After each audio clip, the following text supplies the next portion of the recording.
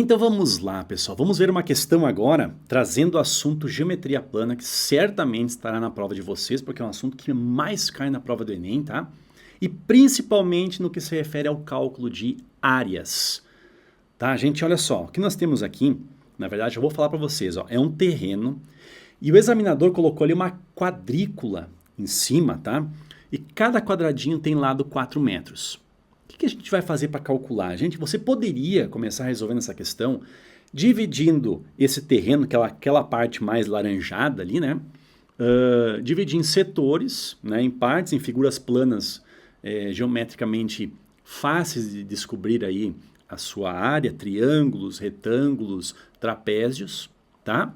Mas tem uma maneira um pouco mais rápida, que é você chegar ao resultado, gente, de forma indireta. Ferreto, como assim, como assim, como assim? Vou explicar para você. Você pode fazer o seguinte, ó.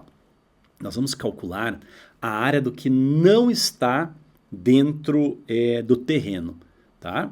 Pega esse valor, depois pega a área total, todas as quadrículas. Então pega a área de todas as quadrículas e tira as áreas que estão nos cantos que não pertencem ao terreno. E aí você vai ficar justamente com a área do terreno.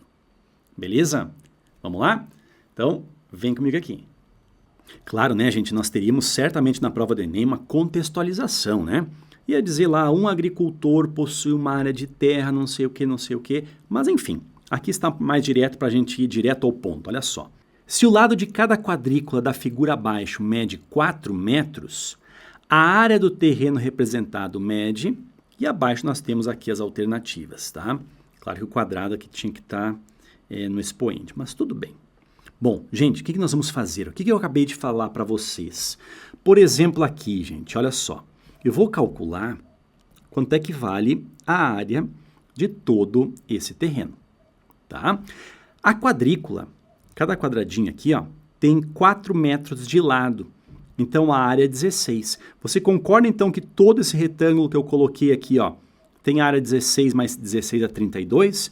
Ou seja, essa parte aqui, ó, em branco, né, essa parte em branco é metade de 32. Teremos, então, aqui 16 metros quadrados. A mesma ideia a gente vai utilizar para achar qual a área desse pedaço em branco que nós temos aqui, ó.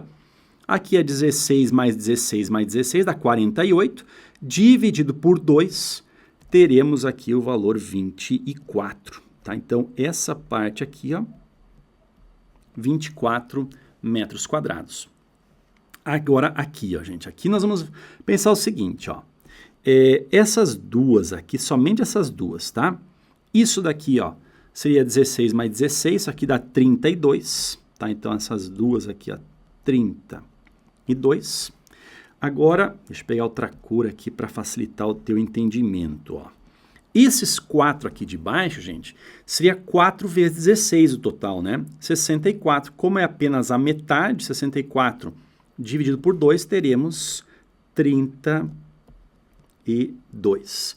E agora, gente, esse quadradinho que está aqui, ó, a gente sabe que é 16. Como então nós temos a metade, então esse pedacinho em branco, 16 dividido por 2, teremos o valor 8. Se nós somarmos aqui, gente, 16, 24, 8, 32 e 32, a soma aqui dá 112. Vamos colocar aqui, ó, 112 metros quadrados. Tudo bem? Agora, o que seria a área total, gente? Vamos pensar assim, ó. Nós temos quantos quadradinhos aqui? Aqui nós temos 5 e aqui nós temos 7. Então, isso aqui vai dar 5 vezes 7, tem 35 quadradinhos. Então, 35 vezes 16 metros quadrados cada um, 35 vezes 16, isso aqui dá 560. Tá? Então, o valor 560 é o valor total. Nós vamos subtrair justamente do que a gente não quer, que é o valor 112. 560 menos 112, teríamos o valor 448 metros quadrados. Beleza? A alternativa correta, então nós ficamos aqui, ó, com a letra A. Certo, então pessoal, nós tivemos aqui então uma questão aqui, ó, que certamente vocês já viram questões assim na prova do Enem. É um cálculo de área, você vai encontrar cálculos de áreas também na prova. Beleza? Vamos ver agora uma próxima questão, que é uma questão aí que também sempre aparece na prova do Enem, uma questão que envolve a função do primeiro grau da nossa função afim. Beleza? Vem comigo aqui. Olha só o que diz nessa questão. Diz assim, ó, para produzir determinado tipo de tecido, uma fábrica gasta R$ 2,20 por metro. Isso aqui ela gasta, tá, gente? É um custo que ela tem. Além disso, há uma despesa fixa de R$ 2.500, independente da quantidade de metros produzidos. Então, despesa fixa, você pode imaginar ali o aluguel, a luz, enfim, qualquer coisa seja fixa. Se bem que a luz é uma despesa variável, né? Mas vamos lá. Continuando, nós vamos ter o seguinte. Se cada metro do tecido ele é vendido por R$ 4,00, opa, agora que nós vamos falar do lucro, ó, do faturamento. Se cada metro do tecido é vendido por R$ 4,00, o número mínimo, vem a pergunta, ó.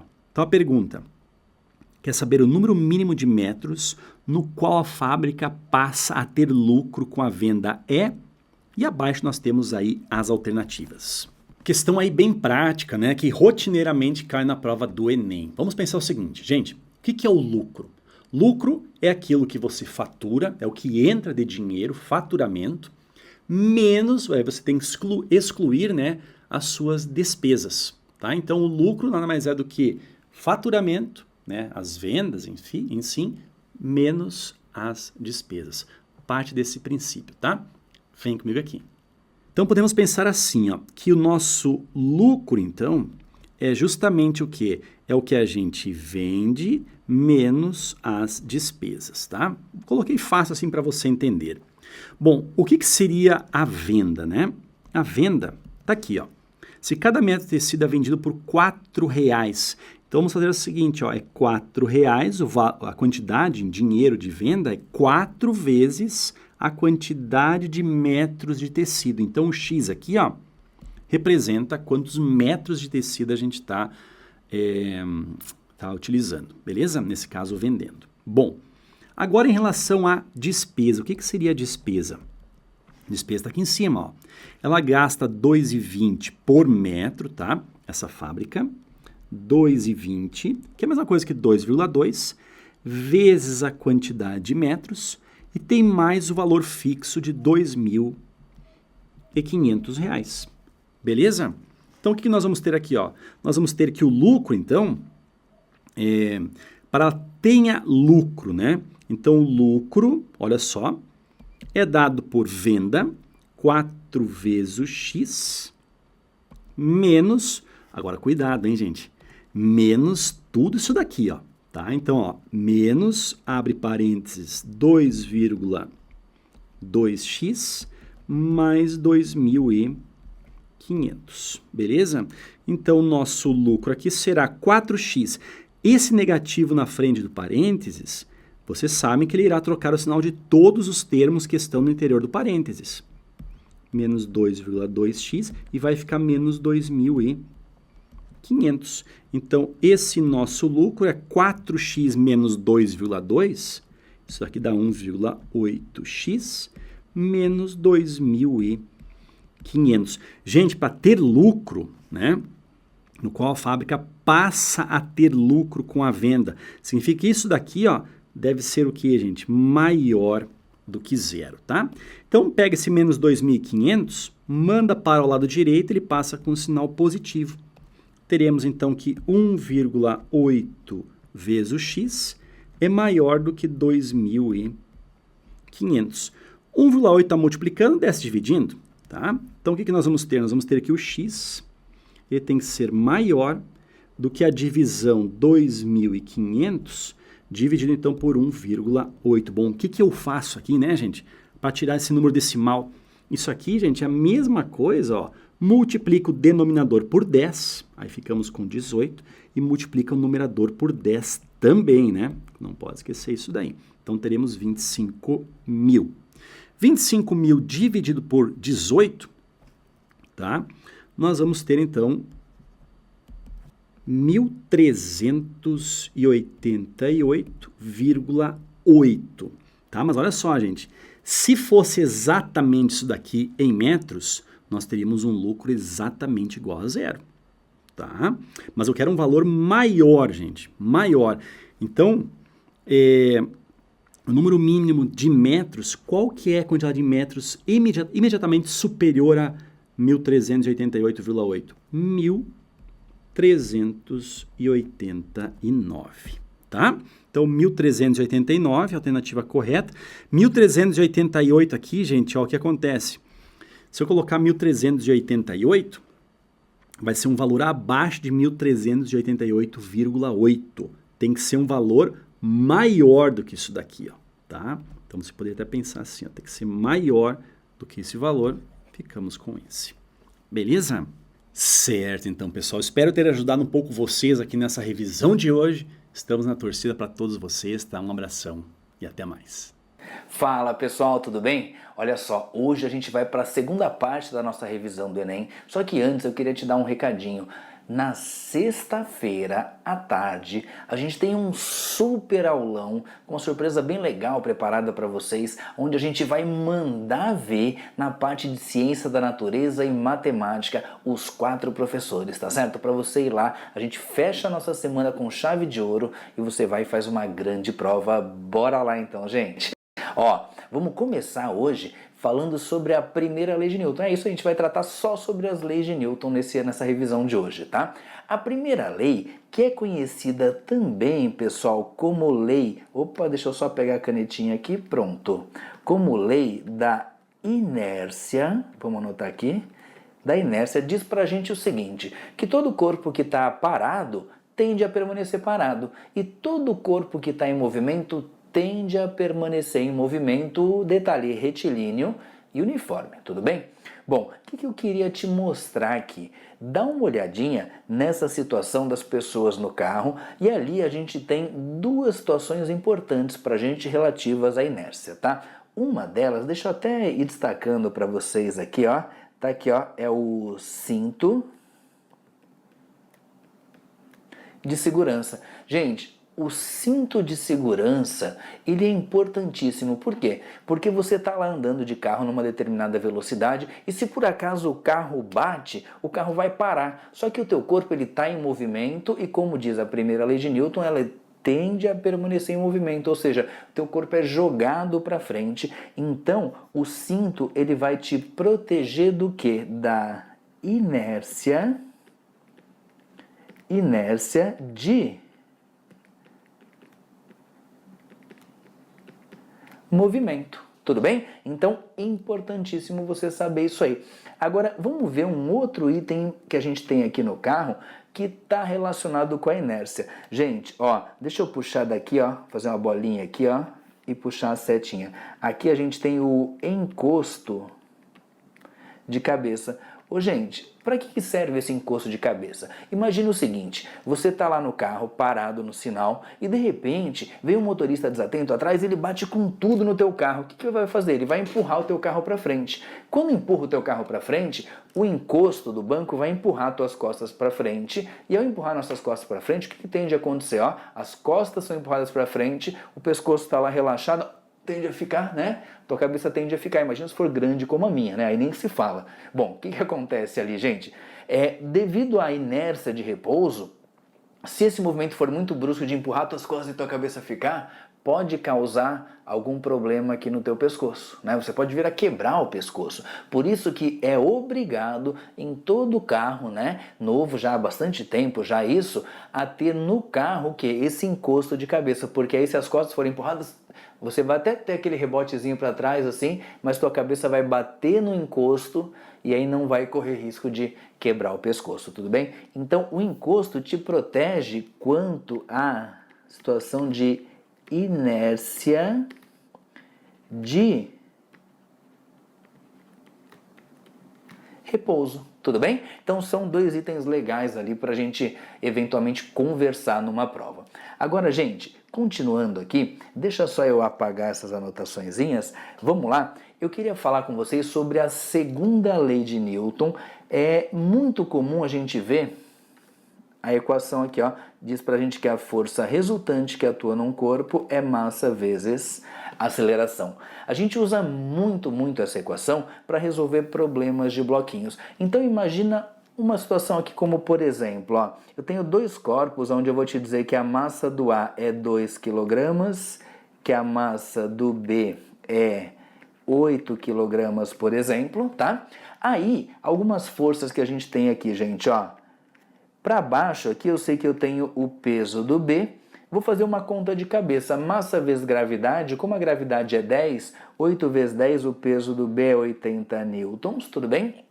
A gente tem aqui nessa corda, sempre saindo do corpo, a força de tração. Detalhe, como a corda é a mesma, a força de tração é a mesma. Colher, por que você não vai desenhar o peso do A? Porque eu vou me preocupar na direção do movimento. Então o B se movimenta na vertical, eu desenho as forças verticais. O A, como ele se move na horizontal, o que vai acontecer é que eu só vou desenhar as forças horizontais.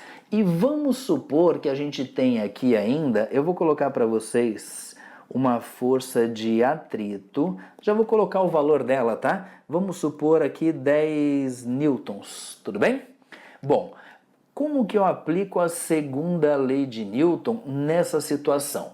Primeiro, vamos supor que esse conjunto aqui, ele está fazendo esse movimento para cá, tudo bem?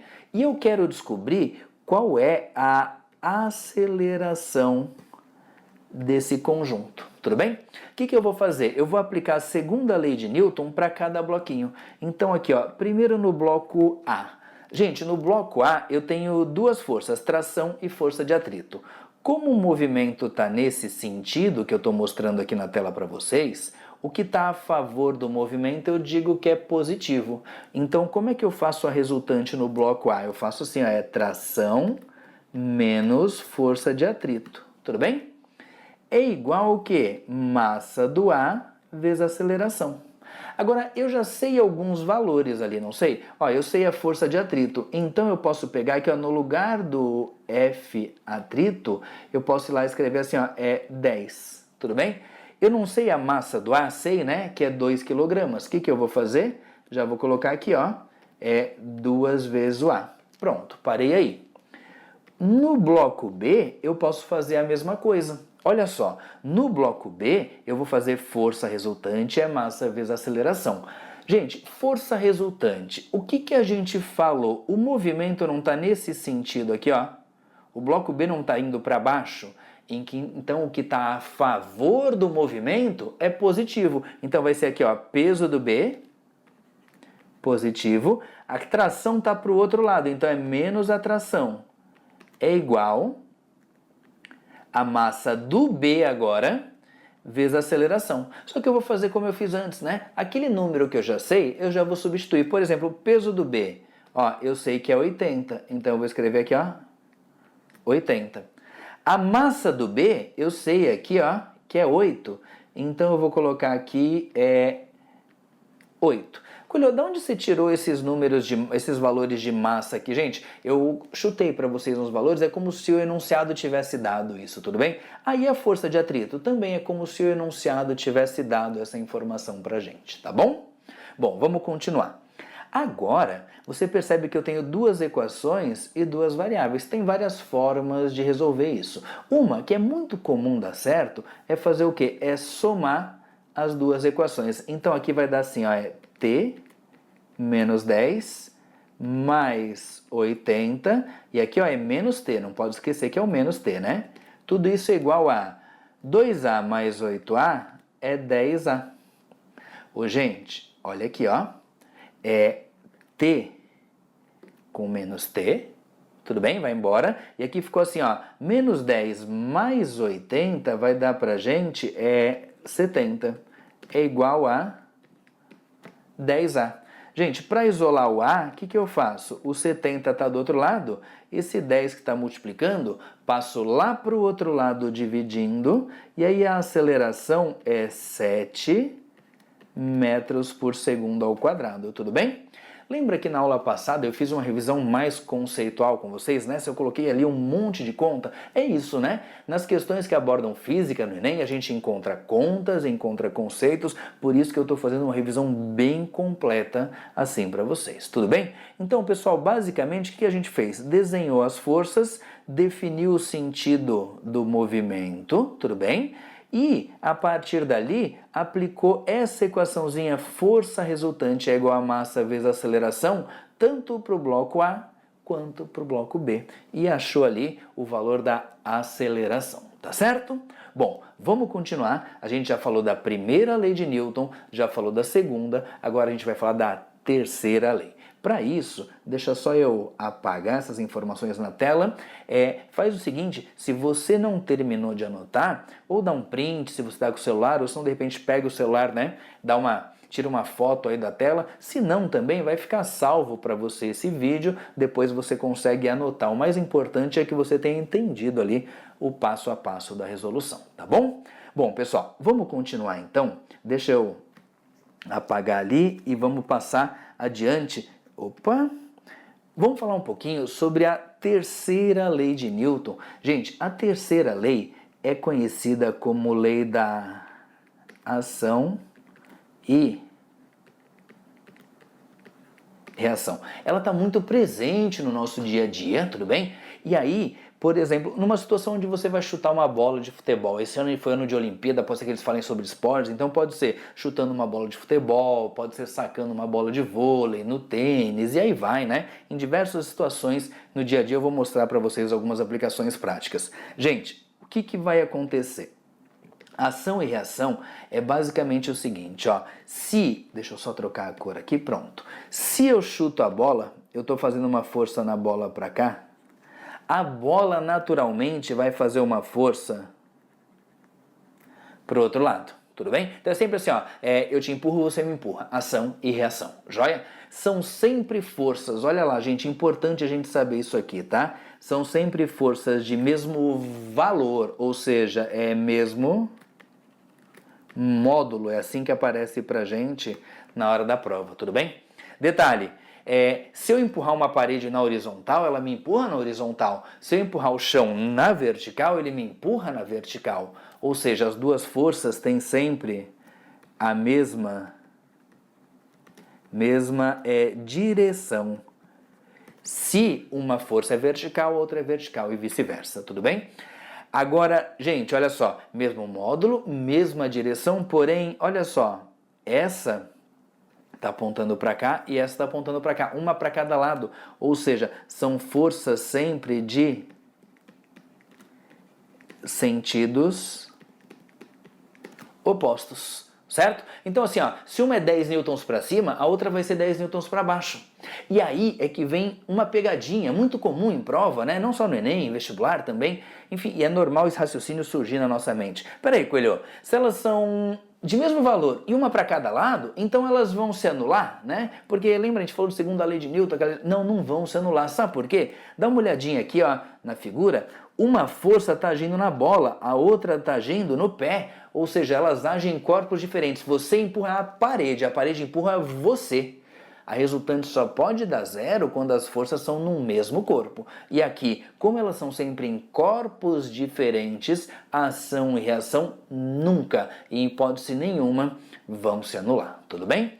Quer ver? Deixa eu te mostrar algumas outras situaçõezinhas. Só vou apagar essas forças que eu desenhei, porque o texto vai ficar o mesmo que está ali na tela. Ó, uma pessoa andando. Gente, o que acontece quando a gente está andando? A gente vai empurrar o chão, né? A gente está andando, então a gente pega e com o nosso pé a gente empurra o chão para trás. Quando a gente empurra o chão para trás, o que o chão faz? Ele empurra a gente para frente. Essa força aqui é a força de atrito? É sim. Tudo bem? Bom, mas enfim, o que acontece é isso. Você empurra o chão para trás, o chão empurra você para frente. Quando você vai caminhar lentamente, você quase não faz força, é bem tranquilinho. Quando você vai correr, você empurra o chão com mais força e ele te empurra com mais força, você vai acelerar mais e vai correr mais, tudo bem? Então aqui a gente tem um exemplo de forças de ação e reação com essas características que eu tinha dito para vocês agora há pouco, tudo bem? Vamos dar uma olhada em mais aplicação disso daqui, deixa eu apagar essas figuras. Vamos lá, vamos adiante. Próximo. Ó, gente, um ímã, né? Um ímã atraindo ou repelindo outro ímã, um ímã atraindo pecinhas de metal. O que vai acontecer?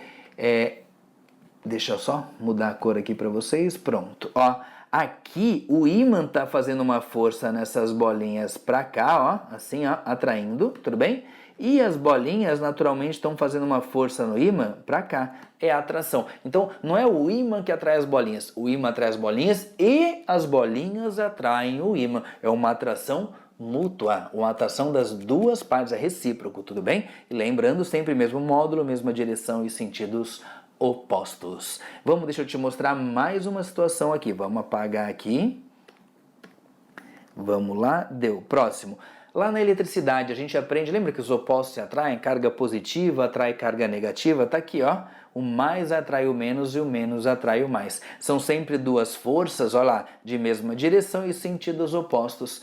Detalhe, gente, olha aqui na anotação que eu fiz, eu coloquei aqui, ó, tá vendo o sinalzinho de menos ali na frente do F? Esse menos só quer dizer que essa força está para o sentido contrário da outra, mais nada, tudo bem? Então esse menos só significa isso. Num vetor, o sinal negativo inverte o sentido do vetor, tá bom? Bom, seguindo, deixa eu só apagar para vocês essas anotaçõezinhas e vamos porque tem coisa bem importante para falar agora. Aonde que está a reação à força-peso? Quando cai isso aqui, muita gente erra. Ô, gente, é só lembrar do conceito de ação e reação. É um puxa o outro. Então, assim, ó, quem é o peso? O peso é a força que a Terra faz no corpo. Opa, se a Terra faz no corpo, o corpo faz na Terra. Então, a reação ao peso está aqui, ó.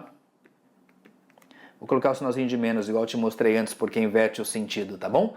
Então, a reação ao peso atua no centro da Terra, porque a Terra atrai o corpo atrai a Terra. Aí, deixa eu fazer o seguinte, ó, eu vou apagar essas anotações que eu fiz, porque eu vou representar a Terra um pouquinho maior ali para vocês, deixa eu colocar ela grandona, tá? Eu vou desenhar uma mesa ali, gente, mas não dá bola para a proporção, tá? Do tamanho da Terra para a mesa, porque o que eu quero é fazer uma discussão bem específica com vocês aqui, ó. Imagina que a gente tem uma mesinha aqui, tá? Uma mesinha, pronto. Aí, eu vou fazer o quê? Eu vou apoiar um livro aqui em cima da mesa. Tudo bem? Que forças que a gente sabe que tem atuando nesse livro que eles podem perguntar pra gente? Olha só, eu tenho aqui para baixo o peso. Só que o livro está apoiado na mesa, então se o livro está empurrando a mesa para baixo, a mesa empurra o livro para cima, e aí eu tenho aqui essa força que é a força normal, que a gente chama, tudo bem? Ó, normal e peso se anulam nesse caso? Sim, os dois atuam no mesmo corpo. Normal e peso formam par ação e reação? Não, gente, não. Eles estão no mesmo corpo, eles não podem ser um par ação e reação. Aonde que está a reação ao peso? Ué, o peso não é a força que a Terra faz no livro? Então, o livro também faz uma força na Terra. Então, a reação ao peso está aqui, ó, no centro da Terra. Ué, e a reação a essa força normal tá onde? Gente, força normal não é a força com a qual a mesa está segurando o livro? Então, se a mesa empurra o livro empurra a mesa. Então, a reação à força normal é uma força que o livro está fazendo na mesa aqui para baixo. Tudo bem? Então, lembrando, ação e reação são forças que nunca se anulam porque agem em corpos diferentes. Fechou, pessoal? Pedida muito quente para a nossa prova do Enem. A gente se vê, lembra, tem mais aula amanhã, mais aula na quinta-feira, mas a gente se vê lá no nosso aulão de sexta-feira, aquela revisão especial com muitas surpresas que a gente está preparando para vocês, tá certo? Tchau, tchau, pessoal!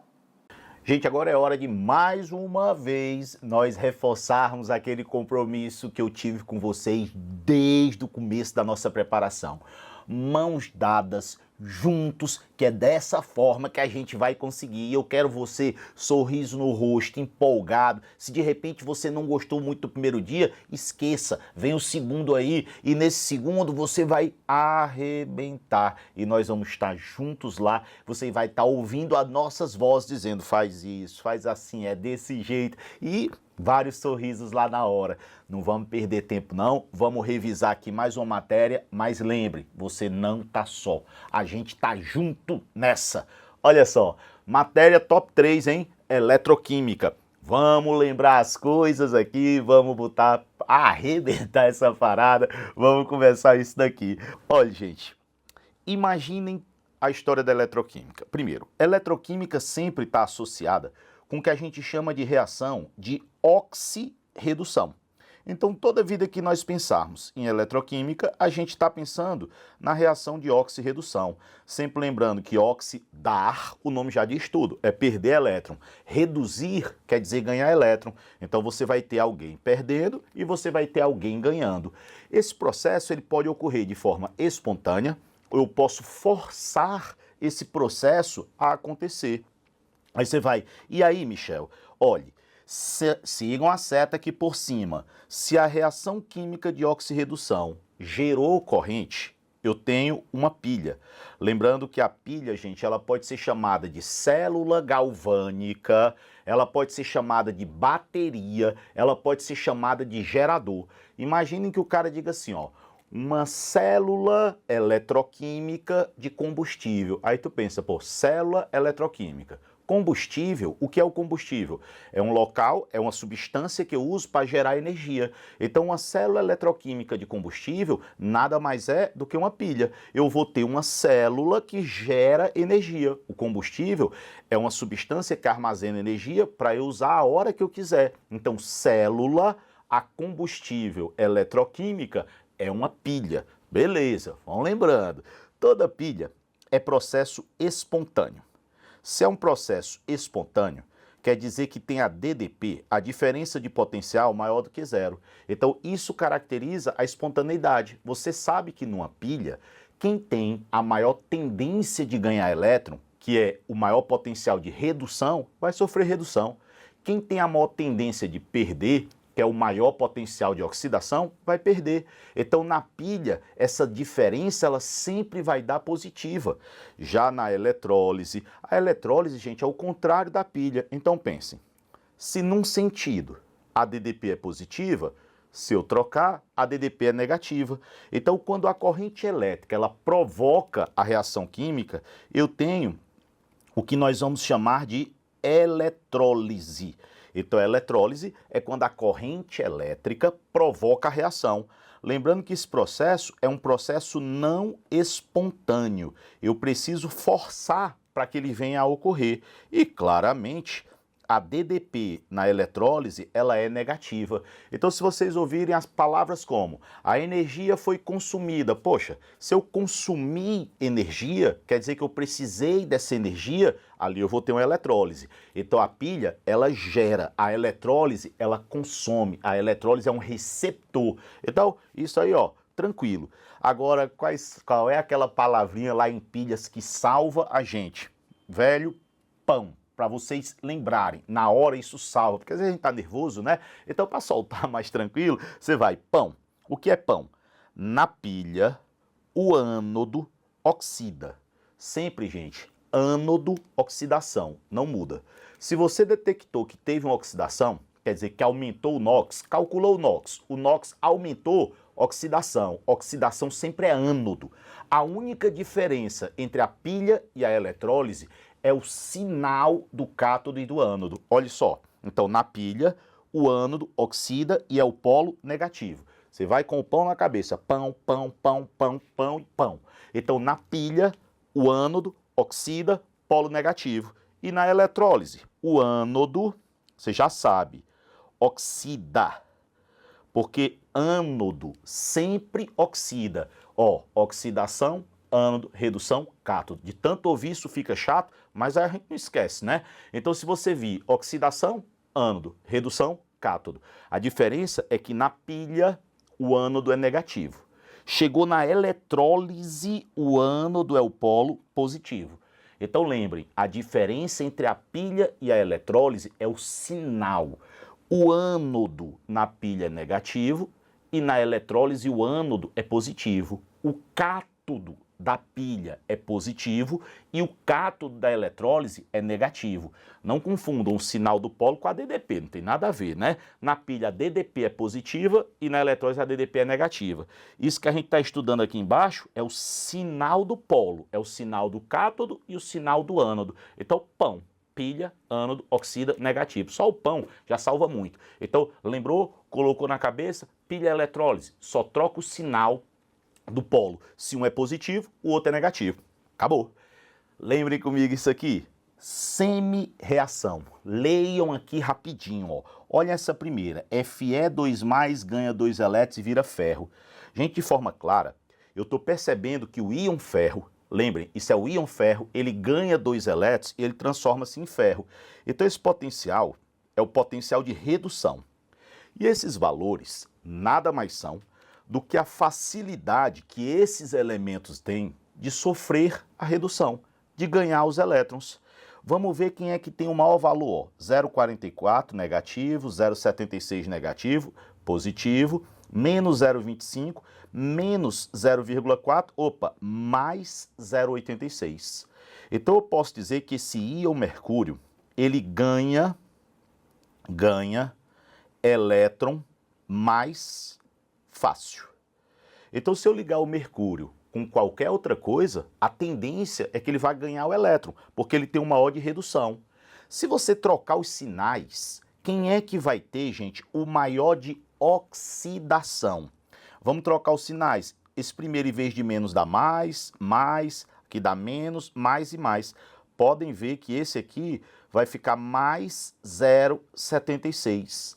É quem deu o maior valor de oxidação, porque aqui é oxidação. Então eu posso dizer que quem perde elétron mais fácil, como eu estou falando de oxidar, tem que inverter a equação. Quem perde o elétron mais fácil é o zinco. Então uma pilha entre o zinco e o mercúrio teria a maior diferença de potencial. É quem tem o maior de oxidação com quem tem o maior de redução. Lembrem vocês, olhando aqui no olho, que quando eu quero a DDP de uma pilha, se eu tenho uma oxidação e uma redução, eu vou somar a oxidação com a redução. E aí eu tenho a DDP. Vamos fazer um exemplo para todo mundo lembrar e a gente matar a nossa revisão. Eu vou escolher 2 metais aqui. Eu vou colocar o níquel, aqui ó, níquel, e aqui embaixo o Ni2+. Do outro lado, a gente vai escolher o cobre, o cádmio ou o cobre, tanto faz o cobre. O cobre e aqui o Cu2+. A primeira coisa é, você vai olhar na tabela quem é que ganha os elétrons mais fácil. Ganhar é redução. Pode olhar aqui, a redução do Cu2+ é mais 0,34 e a do níquel é menos 0,25. Se a do cobre é maior, ele vai puxar os elétrons. Então o que vai acontecer é que os elétrons vão sair do níquel para o cobre. O níquel vai perdendo e o cobre 2+ vai ganhando. Então esse níquel vai se transformar em Ni2+. E esse Cu2+ vai transformar-se em Cu. Ó, o Ni vai transformar-se em Ni2+ e vai perder 2 elétrons. O Cu2+ vai ganhar 2 elétrons e vai transformar-se em Cu. Eu posso dizer que do lado esquerdo eu estou tendo a oxidação. O níquel está perdendo. Oxidação acontece no ânodo. Gente, pão, pilha, ânodo, oxida é o polo negativo. Já do lado direito, o Cu2+ está ganhando, eu estou tendo o processo de redução. A redução acontece no cátodo e esse polo é o polo positivo. O tempo vai passando e esse lado, gente, vai desgastando, ó. Eu vou perdendo o níquel vai se desmanchando aqui, ó. Já esse lado vai aumentando, o cobre vai se depositando aqui em cima, ó. Vai aumentando essa barra. Então, de um lado, o níquel sai, no outro lado, o cobre ele vai entrar. Então, sai o níquel, entra o cobre. Beleza. Se o cara quisesse a DDP e a equação global, Vamos colocar a equação do cobre aqui embaixo, ó. Cu2+, mais 2 elétrons se transformando em Cu. Lembre que para que a gente tenha a equação global, a quantidade de elétrons vai ter que ser a mesma. Gente, a oxidação do níquel, lembrem que eu tenho que inverter, é mais 0,25, né? Oxidação. E a redução do cobre é mais 0,34. Se nós somarmos as duas equações, vai ficar Ni mais Cu2+, isso aqui transformando-se em Ni2+, mais Cu. E essa DDP, ela vai ser igual a, somou, dá mais 0,59 volts. Vejam que a DDP deu positiva, garantindo para a gente que aqui a gente tem uma pilha, que o processo é espontâneo. E como é que eu represento essa pilha? O que é que está acontecendo? Vocês vão de convir comigo que o Ni ele está se transformando em Ni2+, e o Cu2+ está se transformando em Cu.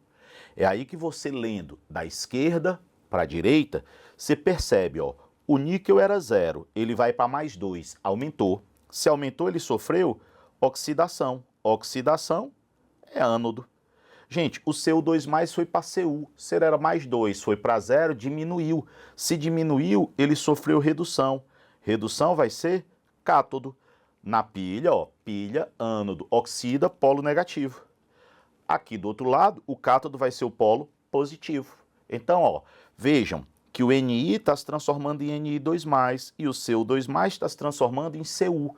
Quer dizer que a quantidade de níquel, a barra de níquel vai diminuindo, porque ele está virando Ni2+, e a quantidade de cobre, a placa de cobre, está aumentando, porque o Cu2+ está se transformando em Cu.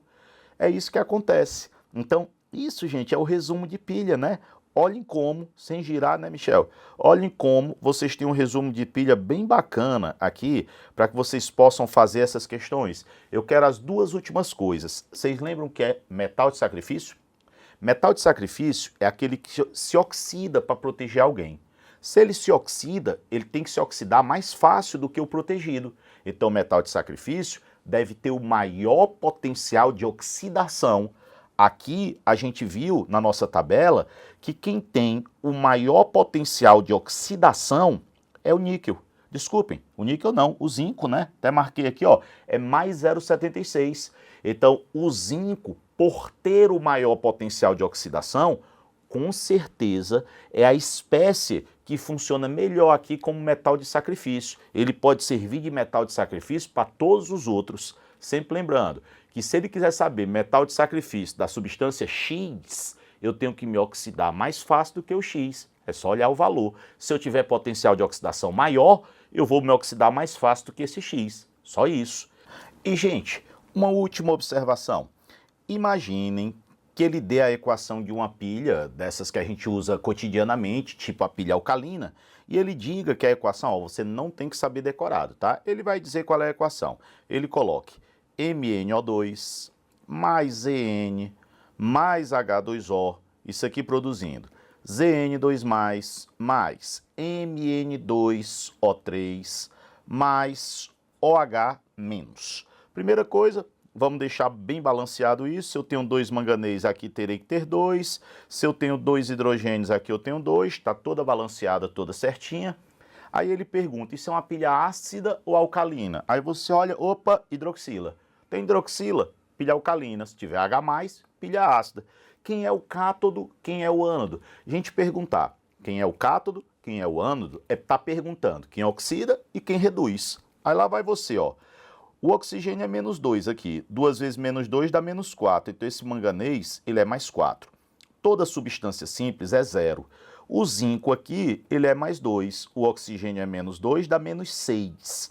Para que dê 0, o manganês aqui, ele é mais 3. Se ele era mais 4 e aqui ele é mais 3, diminuiu. Se diminuiu, ele sofreu redução. E se ele sofreu redução, isso aqui seria o velho e bom cátodo. E aqui, gente, se o zinco era 0 e ele foi para mais 2, aumentou. Toda vida que o NOx aumenta é uma oxidação. E se isso aqui é uma oxidação, isso aqui vai ser o ânodo. A gente sabe que o ânodo é o polo negativo e o cátodo é o polo positivo. Isso porque a gente está falando de uma pilha. Michel, como é que eu ia saber que era uma pilha? Ele diz no início da questão, a equação da pilha alcalina. Aí você só faz analisar quem é o polo negativo, positivo, quem é o cátodo, quem é o ânodo. Ou seja, você só vai lá para acertar. Tamo junto, a gente se vê amanhã, hein? E aí, fofuchos, tudo tranquilinho? Continuamos aqui com a nossa semana de revisão de véspera para a prova de Enem, né? A gente escolheu um segundo tema, que também cai com muita frequência em relação lá para o Enem, para discutir aqui com vocês a parte de bioenergética. Quando a gente fala em bioenergética, né, moçada? Algumas reações são reações catabólicas. Quando a gente fala em reações catabólicas, reações vão envolver a quebra de moléculas complexas em moléculas que são simples. E, gente, quando a gente fala no catabolismo, ele é exotérmico. Nesse caso, ele libera energia, ou seja, nesse caso lá, catabolismo vai estar sendo reações de quebra e quebrar moléculas complexas tem o objetivo de liberar energia. Quando a gente fala em ações catabólicas, né, exemplos como, número 1, fermentação. A fermentação, ela é anaeróbica, então ela acontece sem a participação de oxigênio. E ela, gente, acontece no citosol, no hialoplasma, que é o citoplasma sem organelas, né? Nesse caso lá, não acontece nenhuma organela em especial. Acontece naquela gelatina que tem dentro da célula, o citosol, o hialoplasma. Fermentação apresenta um baixo saldo energético. Esse baixo saldo energético, bem pequenininho mesmo, né? 2 ATPs para cada molécula de glicose que é degradada. Então, saldo energético baixo, 2 ATP por glicose. Quando a gente fala em fermentação, nós temos lá a fermentação lática. Como é que funciona? Fermentação lática, a gente vai pegar glicose e vai quebrar a glicose em 2 moléculas de ácido lático. Sendo que na fermentação lática, quebrar a glicose em ácido lático, a gente vai ter isso acontecendo nos nossos músculos, os músculos estriados em caso de falta de oxigênio. E lembrem que quando acumula ácido lático, isso acaba promovendo efeitos como fadiga, como cansaço muscular, acaba promovendo efeitos como dor muscular, então aquela dor típica do cansaço muscular, exatamente, ácido lático acumulado, e acontece, por exemplo, em bactérias chamadas de lactobacilos, sendo que nos lactobacilos eles acabam sendo interessantes para a produção de alguns alimentos, né? O ácido lático, ele transforma leite em iogurte. Ele vai transformar leite em queijo. Claro que existem alguns outros ingredientes, né? Mas o processo de produção de iogurte e queijo à base de leite basicamente passa pela fermentação lática, pela produção de ácido lático. A gente tem, além da fermentação lática, a fermentação alcoólica, né? Quando a gente fala em fermentação alcoólica, aqui na conversa, a gente vai pegar a molécula de glicose, quebrar a glicose em 2 moléculas de etanol e 2 moléculas de CO2. Sendo, né, gente, que a fermentação alcoólica, ela vai acontecer particularmente em fungos unicelulares. Esses fungos unicelulares, chamados lá de leveduras. E a importância deles para a nossa vida prática é que esses caras aqui estão relacionados à produção de etanol, fala sério, né, moçada? Etanol, álcool, como por exemplo, combustível, como por exemplo, alimento, né, nas bebidas alcoólicas, como por exemplo, antisséptico, né? Todo mundo lá passando álcool em gel na mão. Então, os fungos celulares, as leveduras, produzir etanol, combustível, alimento e antisséptico. E a produção de pães e bolos, né? Lembrando lá, a relação da fermentação alcoólica com a produção de pães e bolos é o que o CO2 é o responsável pela massa inchar, né? Nesse caso lá, esses fungos, eles podem ser chamados também pelo nome de fermento biológico, né? Fermento biológico ou levedo de cerveja. Levedo de cerveja porque está relacionado com a produção de álcool, como na cerveja. Fermento biológico, que você coloca lá na produção do pão no bolo, para o CO2 fazer a massa inchar. Ora, ainda falando do catabolismo, né? Estava falando aí da fermentação. Um outro exemplo diz respeito à respiração aeróbica. Quando a gente fala em respiração aeróbica, claro, né, gente? Ela é aeróbica, ela vai utilizar oxigênio, ela acontece em organelas chamadas de mitocôndrias e a respiração aeróbica apresenta um alto saldo energético.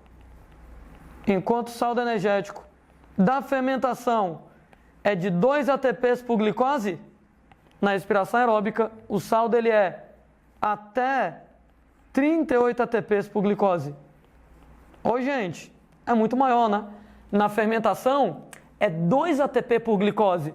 Na respiração aeróbica, até 38 ATPs por glicose. Fórmula geral da respiração aeróbica, né?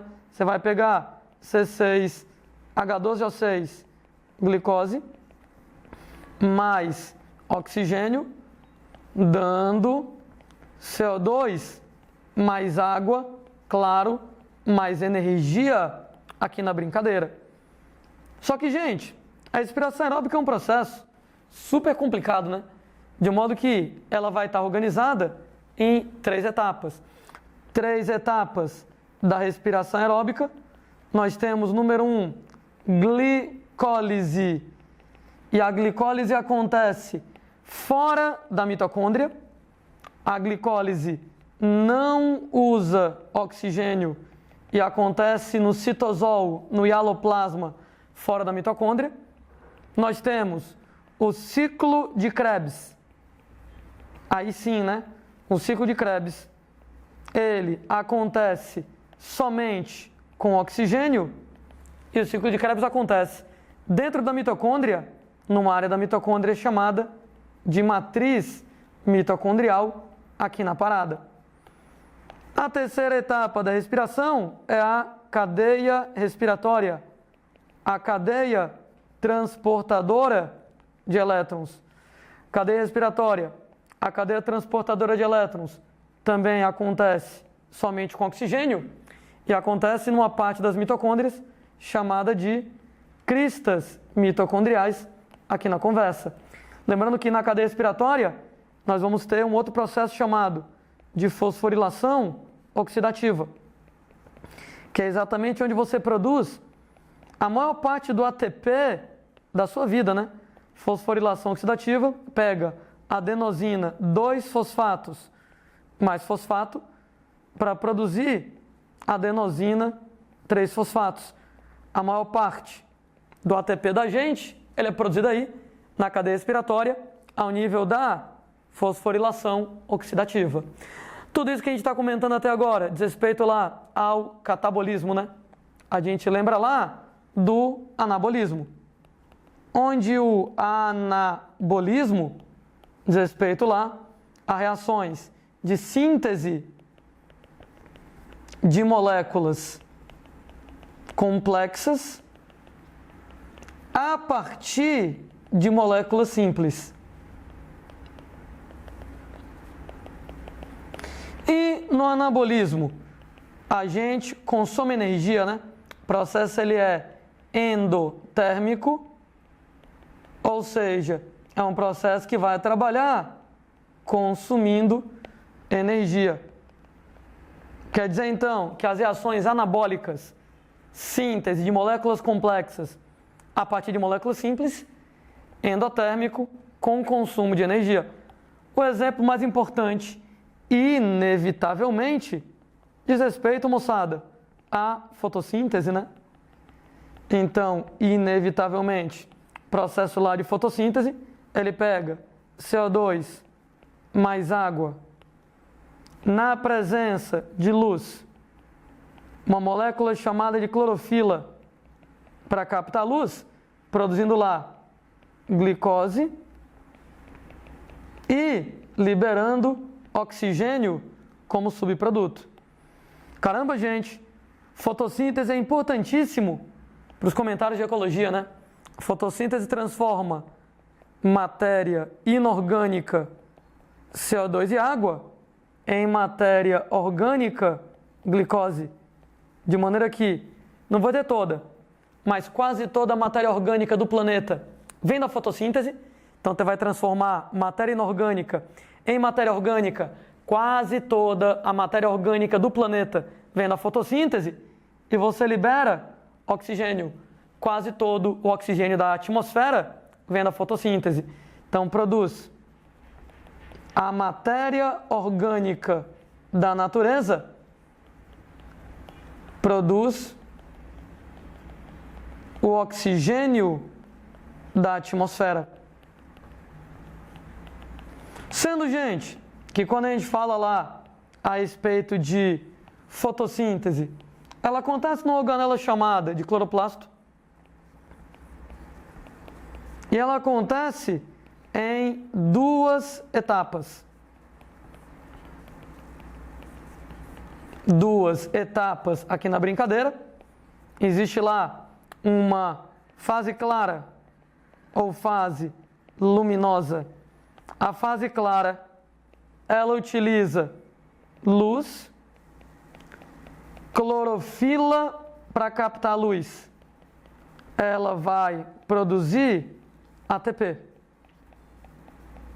Ela utiliza uma coenzima chamada de NADP e água e produz NADPH2 e libera oxigênio na brincadeira. Então, usa luz e clorofila para produzir ATP, NADP e água para produzir NADPH2 e oxigênio. Existe na fotossíntese uma fase escura, né? A fase escura da fotossíntese não vai utilizar luz, pelo menos não de maneira direta. O que é que ela vai usar? Ela vai usar alguns produtos da fase clara. O ATP da fase clara, o NADPH2 da fase clara, o oxigênio não, né? O oxigênio, ele vai embora para a atmosfera, mas usa CO2 e com isso a fase escura vai produzir glicose aqui na parada. Fase escura não usa luz, usa ATP, NADPH2 e CO2 para poder produzir a glicose, as duas fases da fotossíntese. Resumidamente, né, a gente pode colocar a fase clara, ela pega luz, clorofila para captar a luz, produz ATP, vai pegar água, NADP, vai produzir oxigênio, NADPH2, e aí ATP e NADPH2 entram na fase escura juntamente com o CO2 para produzir glicose aqui na parada. Né? Esse resumo aqui de fotossíntese, cá entre nós, dá para desenrolar a maioria das questões com isso, né? Quem liga a fase clara à fase escura, ATP e NADPH2. Uma última lembrança, né, gente? É que como é que a clorofila ela vai captar luz e produzir ATP? Ah, é aquela história, né? Clorofila, ela apresenta magnésio na composição. E quando você pega o átomo de magnésio tem o núcleo do átomo, tem lá as camadas eletrônicas, K, L, M e etc., onde nas camadas eletrônicas nós temos os elétrons, né? Toda vez que a luz bate nos elétrons, energiza, excita os elétrons, e os elétrons pulam para as camadas eletrônicas mais externas, até que os elétrons saem do átomo de magnésio. Os elétrons saem, mas depois os elétrons, eles voltam. Sendo que, quando os elétrons voltam, eles liberam energia, que é utilizada por uma série de enzimas para produzir ATP.